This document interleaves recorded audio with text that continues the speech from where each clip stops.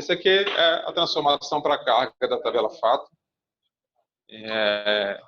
Tabela fato, característica primordial. Ela está apurando a ocorrência de transações, ela está apurando o dia a dia dos fatos, das vendas, das negociações, aquilo que a gente está querendo monitorar aqui. Essa foi da aula passada, onde a gente estava só pegando uma tabela fato com uma dimensão, que era a dimensão tempo. Então, o que eu tinha que fazer? Somar todas as vendas. Quanto mais alto vocês falarem, mais baixo eu falo. Somarem todas as vendas, somarem todas as quantidades de produtos, agrupando por dia. É isso que esse job aqui faz. Como é uma base relacional, eu li os dados de uma tabela de pedidos, onde constavam o código do pedido, a data do pedido, quem era o cliente, e fiz um join com a tabela de detalhes do pedido, onde tinha o produto e a quantidade. Né? Quem estava na aula passada se lembra. Li as duas tabelas, ordenei pela mesma chave, que no caso aqui era o número do pedido, inner join, joguei as colunas fora que eu não ia usar mais, calculei o valor da venda, porque a gente só tinha preço unitário e quantidade. Alguém lembra o que era o lookup aqui? Eu tinha a data da venda, 3 de janeiro de 2001. Eu tenho que pegar qualquer chave primária do dia 3 de janeiro de 2001, lá na dimensão tempo. Então, isso aqui é uma consulta na dimensão tempo, passando como parâmetro uma data e recebendo de volta a chave primária da data, que é a nossa surrogate key. Final, eu preciso somar, agrupando por dia e gravo. O que nós temos de diferente agora? A gente tem mais uma dimensão. Está aqui.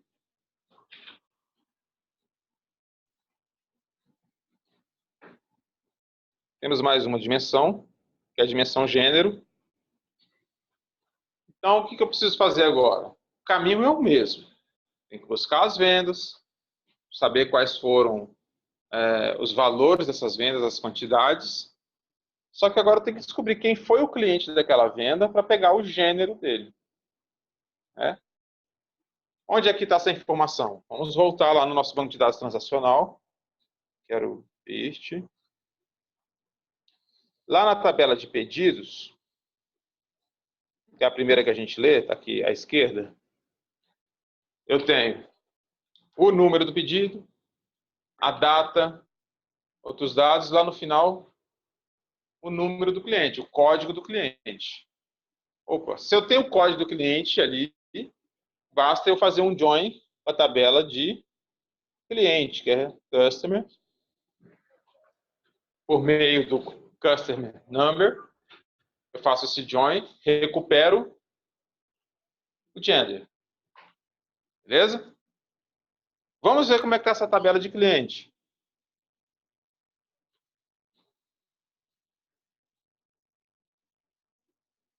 Olha como está cadastrado o sexo do cliente. Como female e male. A nossa dimensão, como é que está? Masculino e feminino. Opa, então eu vou ter que fazer alguma tradução aí. Eu vou trazer do jeito que está, como male e female. Na hora do lookup, que é para saber qual que é o código da chave da dimensão gênero, eu faço o depara. É female, coloco o quê? 1 de feminino, que foi o domínio que a gente criou na tabela de dimensão tempo. Olha aqui a nossa tabela.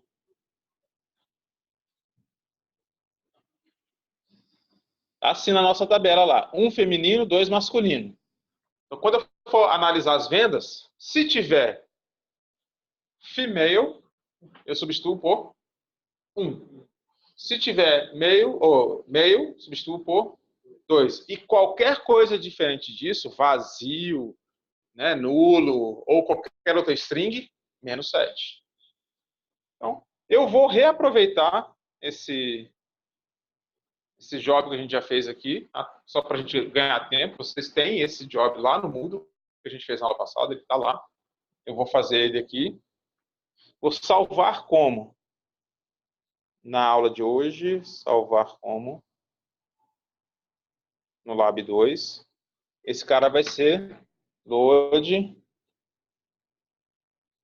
fato, venda, gênero, mensal, que ainda tem esse detalhe que a gente vai ter que ver. Então, eu vou desprezar todo esse lado de cá, ó, apagar para a gente fazer de novo mesmo. E só clicar com o botão direito aqui, preview, para ver o que nós temos em mãos aqui. Nesse exato momento, o que nós temos? O número do pedido, a data dele, a quantidade e o preço. Eu tenho que pegar esses registros e fazer um join com a tabela de clientes. Está faltando alguma coisa aqui? Eu tenho que ter o código do cliente para fazer o join com a tabela de cliente. Então, onde é que está o código do cliente? Está lá na tabela de pedidos. Então, eu venho aqui, em vez de trazer só order number e order date, eu vou trazer também customer number. Não preview. Só 10 aqui mesmo.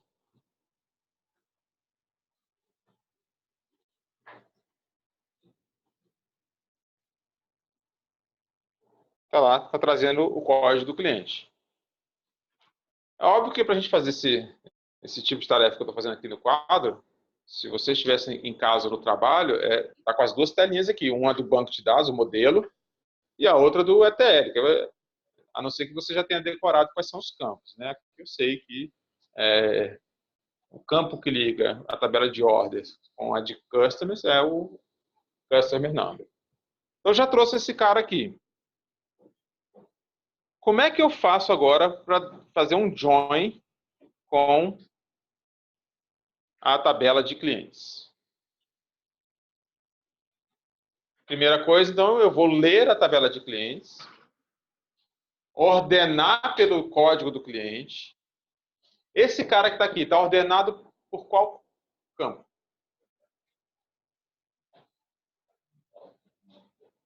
Order number. Quando eu fiz esse merge aqui, ó, os dois lados estão ordenados por order number. Então, eu vou ter que reordenar esses caras. Repetindo da aula passada.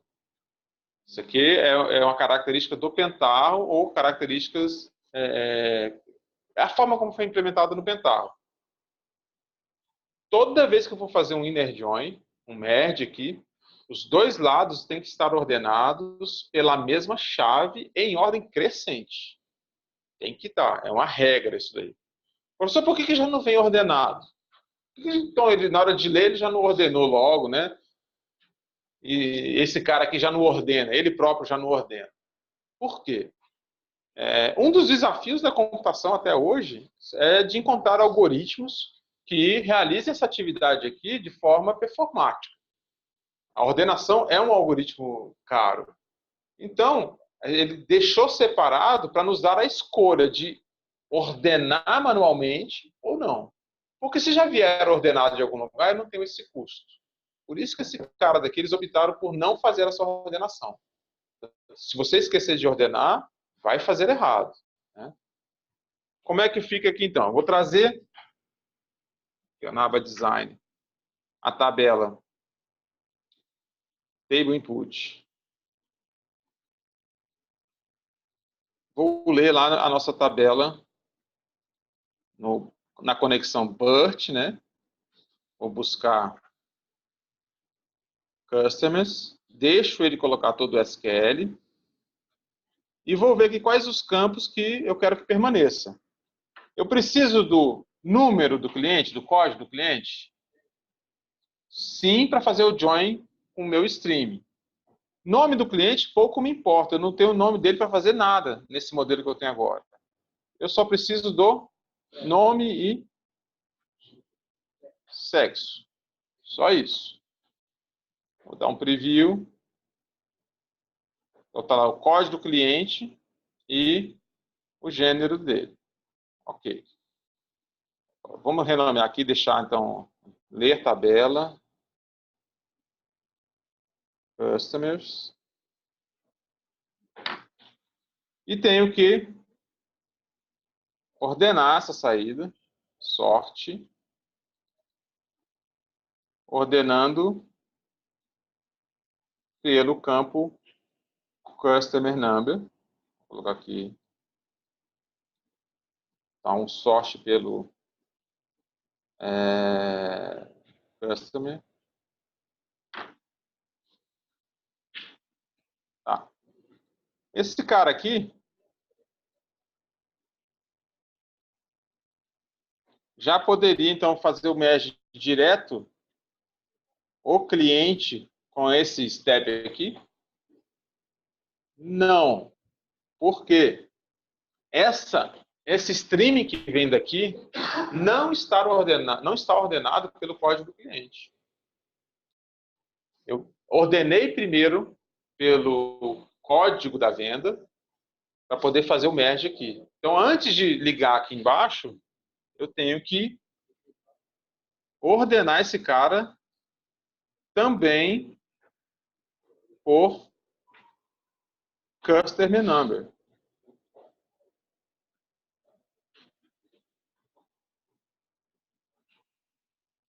Aqui já tem o pedido e o order details, tudo junto.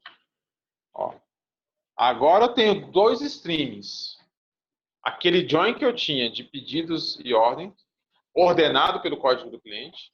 Tem os dados do cliente, ordenado pelo código do cliente. Agora eu vou fazer o join entre eles. Vou pegar, então, o merge.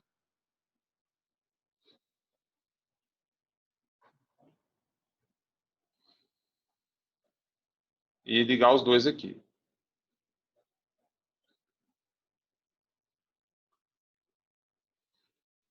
Vamos fazer pergunta. De um lado eu tenho as vendas, do outro lado eu tenho... Só vou fazer isso aqui para poder pegar o gênero do cliente. Eu tenho que usar inner join, left join, right join ou full outer join. Qual dos quatro? Qual que é o correto? Vamos pensar nas consequências. Se eu usar o inner, só vai fazer... O resultado do merge é só das vendas que eu encontrei o cliente aqui do outro lado. Está dos dois lados. Está em A e está em B. Está na venda e está no cadastro do cliente. Se eu colocar left, considerando que o primeiro é as vendas, eu vou pegar todas as vendas e só as características do cliente que eu encontrar. Right. Eu vou pegar todos os clientes, independente de terem feito compras ou não, e as informações de compra que eu encontrar. Full outer, vou pegar todas as vendas, os dados do cliente que eu encontrar, somado com todos os clientes, né? Qual dos quatro é o correto? Não é o inner. Tem que ser o left. Por quê? Esquece um pouquinho o mundo transacional, onde a gente acha que está tudo íntegro. Você vai pensar, como eu não vou encontrar o dado do cliente? Tem a venda do cliente aqui, como é que eu não vou encontrar? No ETL, a gente não conhece a base transacional, a gente não tem responsabilidade no que tem lá. Então, até tem uma base que eu fiz isso de propósito, nos trabalhos que a gente passa, se a base não estiver ruim, a gente estraga para poder testar isso. Então, é possível que eu tenha aqui algumas vendas do cliente 1, 2, 3, 4. Quando eu vou lá na tabela de cliente, não tem o cliente 1, 2, 3, 4. Está sem chave estrangeira lá, não tem integridade relacional. Então, nós vamos fazer um left. Todas as vendas e os clientes que eu encontrar. O cliente que não foi encontrado, o campo vai vir como nulo. O que eu faço como nulo? É aquele cara que eu vou pôr como -7. Justamente pôr como -7. Tá? Então, quem que é o first? É o meu cara da esquerda. Eu vou marcar o da esquerda, os dados que vieram lá de pedidos, e o da direita, o cliente. Vou buscar aqui, deixa eu baixar os códigos aqui do lado esquerdo vai ficar só o customer number. Isso aqui é configurando o join. Então, ó, traduzindo isso aqui para uma query em SQL, o que ele está fazendo? Um select asterisco from order details. Está errado aqui, é left join. Left join customers on customer numbers da primeira tabela igual a customer number da segunda tabela. Ok? Na prática, ele vai como se fosse transformar isso no SQL. Esse, entre aspas, é porque não é SQL. Isso aqui ele faz usando dados em memória. Não está em banco de dados isso daqui. Ele faz tudo isso em memória. Então, vamos ver como é que fica. Se não é mensagem de erro, isso é um aviso que eu, que trabalho já há algum tempo, nunca desmarco. Eu vou continuar com esse desmarcado sempre. Tá te avisando novamente. Esse negócio só funciona se as duas entradas estiverem ordenadas ascendente pela mesma chave. Se eu fosse vocês, nunca desmarcaria isso. Ok. Vou só salvar. Botão esquerdo aqui, direito. O que eu tenho agora? Eu tenho código do pedido, data, tal, no final, o gênero. Eu tenho, de forma bruta, os dados que eu preciso. Não preciso mais olhar em banco de dados. Agora é tudo trabalhar com esse dado em memória. O que nós temos que fazer? Vamos jogar fora aquilo que a gente não precisa mais. Order number, preciso para alguma coisa? Não tem dimensão cliente lá, vou jogar fora. Data, precisa data para alguma coisa? Da dimensão tempo, mas o que eu vou fazer? Não é mensal? Eu vou ter que transformar todas essas datas para o primeiro dia do mês. Todas essas datas para o primeiro dia do mês. Vamos ver como é que a gente vai fazer isso. Precisa do número do cliente? Não, número do cliente não, order number não. Quantidade. Só vou mudar o nome, que é aquela quantidade de produtos, eu tenho que ver o nome certinho. Preço unitário eu preciso? Só preciso para calcular o valor da venda, que é quantidade vezes preço unitário. E o campo gender, eu tenho que fazer a tradução dele. Onde tem male, 2. Onde tem female, 1. Qualquer coisa diferente disso, menos 7. Vamos começar pelo mais simples, então, liberando memória. Aquilo que eu não vou usar, já vamos retirar.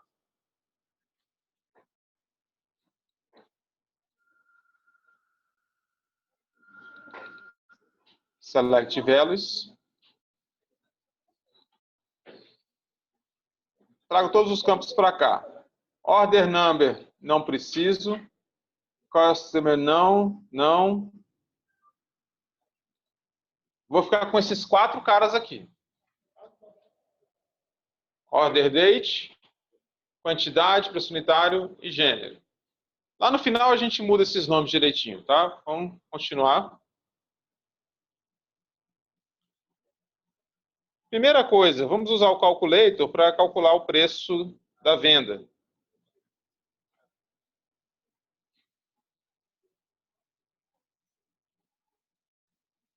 Cadê? Calculator.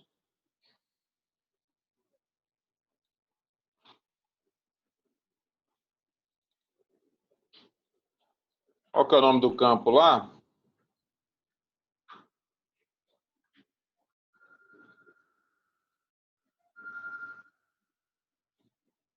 Salvo, vamos deixar no silencioso. Valor venda. Novo do campo, valor venda. A vezes B, onde A é o preço unitário, B é a quantidade. Tipo do campo é um number. Já tem o valor da venda.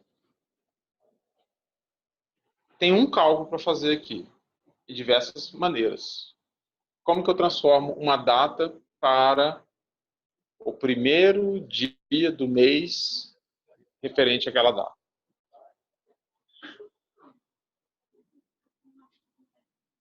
Convenção só. E a gente, essa tabela fato, a gente criou ela com a visão mensal. Eu quero agrupar. Por quê? Se eu pegar só o mês, eu teria que fazer dimensões tempos diferentes. Quando eu olho aqui para a minha modelagem, eu tenho aqui o ID de em tempo, ID de em gênero, valor da venda e quantidade de venda. Na hora de preencher essa tabela fato aqui, esses dois caras são a chave primária da tua tabela fato, certo? Eu posso, então, criar uma outra dimensão tempo, digamos, tempo em mês, onde ela seria preenchida com janeiro de 2001, fevereiro de 2001, março, abril, maio. Amanhã você quer fazer uma tabela fato com uma periodicidade diferente, trimestral, anual. Aí você vai ter uma outra tabela de tempo só de ano, bianual, trianual. Então, sendo que todas elas derivam do tempo. Então, o que a gente convenciona é uma forma de você implementar. Essa é uma segunda, como você está sugerindo. Poderia fazer isso, só poderia fazer uma outra dimensão do tempo. O que é comum fazer? Não estou usando o termo certo e errado. O que é comum fazer? Criarmos uma tabela de dimensão do tempo na granularidade de dia, okay? Que é o menor grão do tipo data. Tempo é outra história, a gente não mistura tempo com data. E aí a gente calcula todas as nossas periodicidades derivando dessa tabela. Todo mês tem um dia primeiro. Então a gente coloca como sendo o dia primeiro. Se eu fosse fazer uma tabela aqui semestral, eu ia colocar o primeiro dia do semestre. O primeiro dia do trimestre. Fica mais fácil a gente calcular aqui. E na hora de você fazer o teu painel, não vai aparecer 1º de janeiro, 1º de fevereiro. Porque na hora que você fizer o join com a tabela de dimensão, aí sim você manda mostrar só o nome do mês. Aí você faz uma tabela de tempo só. Tá? De que jeito que a gente faz? Professor, mas essa questão do painel aí, se for uma análise dia a dia, aí vai ter... É outra história. Nós estamos fazendo aqui... Aqui a modelagem foi para dizer o seguinte, eu só preciso fazer mês. Se fosse... Era igual o que a gente fez no anterior. Tá? O que a gente pode fazer aqui? Eu tenho 2010, 7, 15. Eu quero traduzir isso daqui para 2010, 07, 01. Ok? No Calculator, eu posso extrair a variável ano, 2010. Posso extrair a variável mês, 7, calculando. E posso definir uma constante chamada dia 1. E dizer que ela vale 1. Tá certo? Então eu quebro minha data. Antes tinha um campo data, que era esse. Eu vou criar 3 campos novos. O ano, que é derivado da data. O mês, que é derivado da data. E o dia, que é fixo. Quando eu for fazer o lookup, tá na tabela tempo, em vez de vir aqui no lookup e perguntar pela data, para descobrir a dimensão tempo, eu passo 3 parâmetros. Ano, mês e faltou o dia. Oh, Jesus, cadê o dia? Não dá para fazer aqui esse. Perdoe. Lá no banco a gente põe um dia. Vamos ter que usar um outro jeito, para não mudar a nossa tabela. Desculpem. Eu venho aqui, do jeito que está aqui, eu transformo isso aqui em data de novo. Então eu quebro isso em 3 pedaços e junto novamente. Tá certo? Ou tínhamos que voltar lá na dimensão tempo e criar mais um campo, que é o campo dia, que é importante. Deveria ter criado. Foi falha minha aqui. Que se tivesse aqui dia, era só fazer o lookup usando o ano, mês e dia, ele ia chegar naquele cara. Tá bom? qual que a gente faz? Deixa eu avaliar aqui qual que fica melhor. Enquanto eu avalio... Professor, uma pergunta. Pode falar. O Select Values, a gente consegue usar só o metadata? Ou ele tem que usar junto com o... Pode usar só metadata. Você não pode usar o metadata com select outer. Não pode usar o select outer com remove. Tá? Vamos fazer o seguinte. Para vocês não ficarem tanto para trás. Cheguem até aqui. Façam essa parte até aqui. Vou dar uma pausa no vídeo agora. Calculando só essa métrica. Tá joia? Não façam isso aqui do zero. Baixem lá agora o que a gente fez na aula passada, que era o da venda diária. Né? E cortem, pelo menos recortem essa parte aqui, ó. Esses 5 primeiros steps, tragam de lá e a gente faz esse restante. Em 15 minutos dá para fazer esse daqui? Quer 14? Achou 15 muito, a gente vai para 14. Vamos lá. Dá uma pausinha aqui no vídeo, tá? É isso aqui que eu peço para vocês olharem, tá? Se tiver vermelhinho aqui é porque eu tô gravando, só para eu não esquecer de gravar. Agora eu vou dar uma pausa.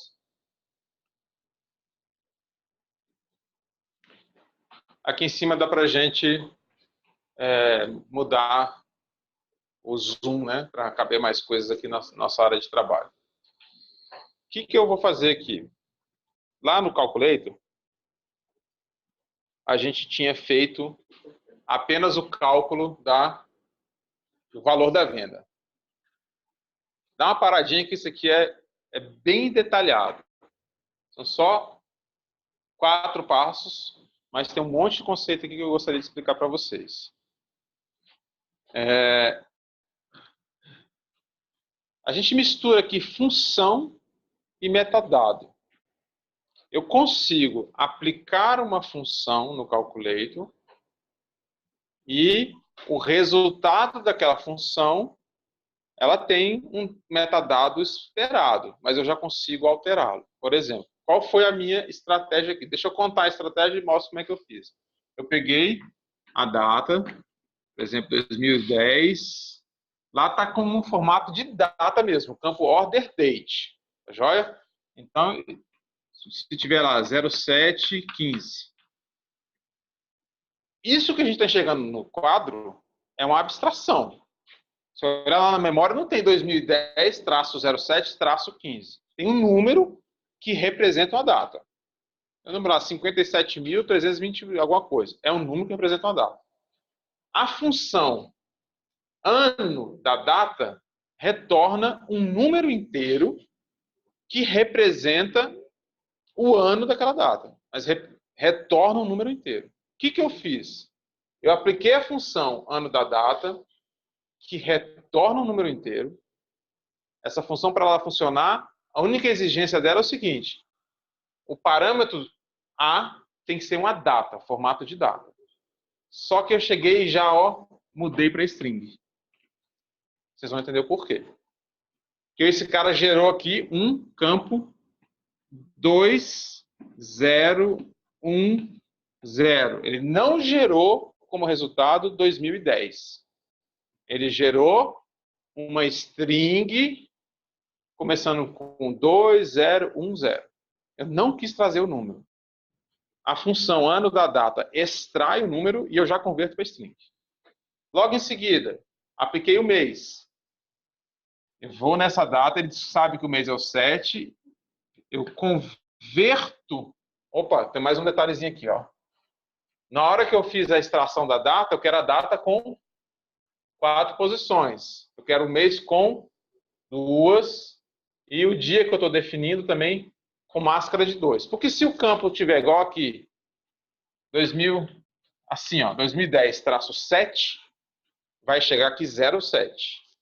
O que provoca isso é a máscara 00. Aí eu venho e defino uma constante de valor 1 como string, tá? De 2 posições, máscara 00. Ele vai pegar um cara aqui que é 01. Aí a sacada vem aqui. Eu queria uma variável chamada data, mas que é a primeira do mês.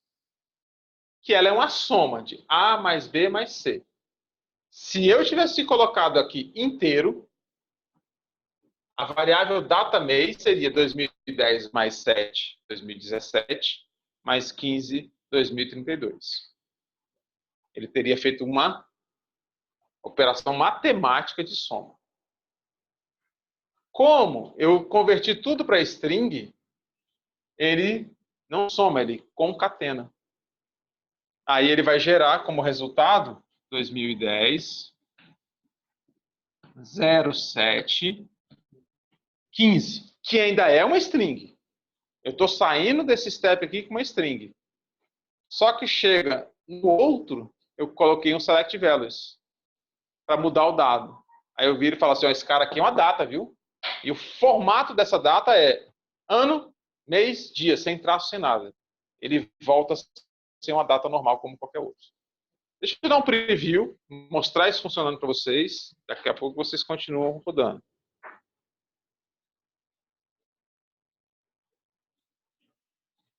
Olha o que ele fez. Extraiu da data 20 de maio de 2003 o ano, 2003. Depois o mês, 2005. O dia, 1. Epa, faltou, eu preenchi errado aqui. Como é que... Nesse caso aqui ia funcionar, mas o correto é deixar 01. Até ia funcionar, mas é melhor deixar o 01.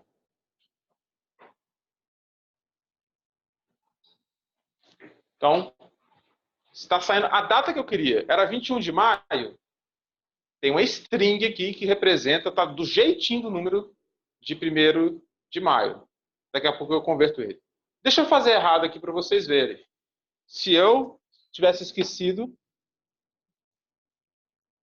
e colocado aqui integer,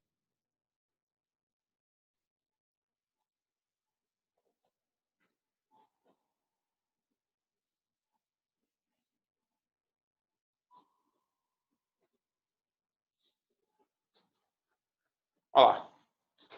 Ele está somando 2003 mais 5 mais 2.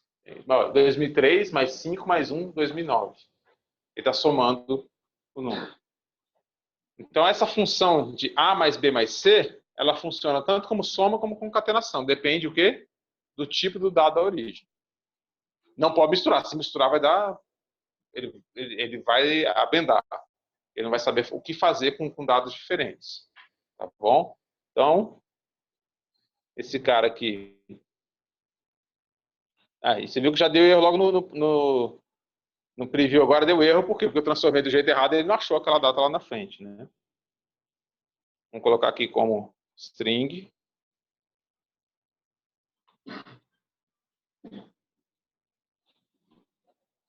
Tá. No próximo aqui, ó, select values, o que eu fiz? Eu só usei o select values para mudar o metadado desse cara. Aquele campo que já existia, agora eu estou convertendo ele de string, que é o que ele era, para data. E eu estou informando que o formato dela é ano, mês, dia. É só uma abstração. Dali para frente ele sabe onde está o pedacinho do mês, do ano, do dia, não importa se tem traço ou não. Eu tenho que pôr aqui o formato que o número estava. Coloquei aqui. E no lookup, eu posso simplesmente agora fazer, já que eu não tenho o campo dia. Se eu tivesse o campo dia lá na minha tabela, né, eu já tinha vindo direto para cá. Não precisa ter, só não precisaria ter concatenado. O resto dos passos precisaria fazer, calcular o ano, calcular o mês e definir o dia. Só não precisaria concatenar. Eu venho aqui agora, a data do mês, vai lá na data.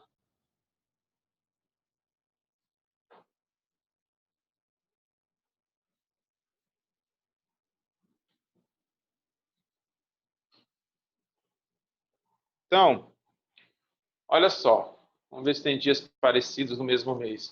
O dia 20 de maio de 2003 e o dia 21 de maio de 2003, todos estão marcados como dia 12, 17. Vamos ver qual que é o dia 12 e 17? Vamos lá no MySQL.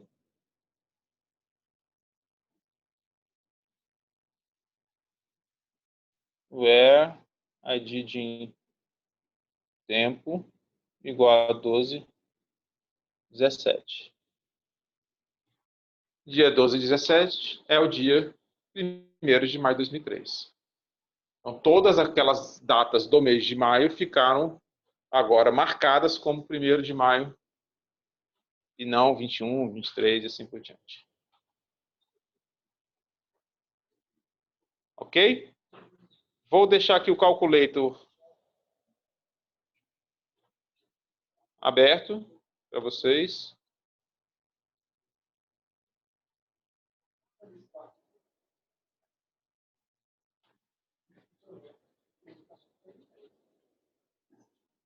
E o Select Values. Só um instantinho. Para vocês verem. Deixa eu só pausar aqui, pessoal, para não aumentar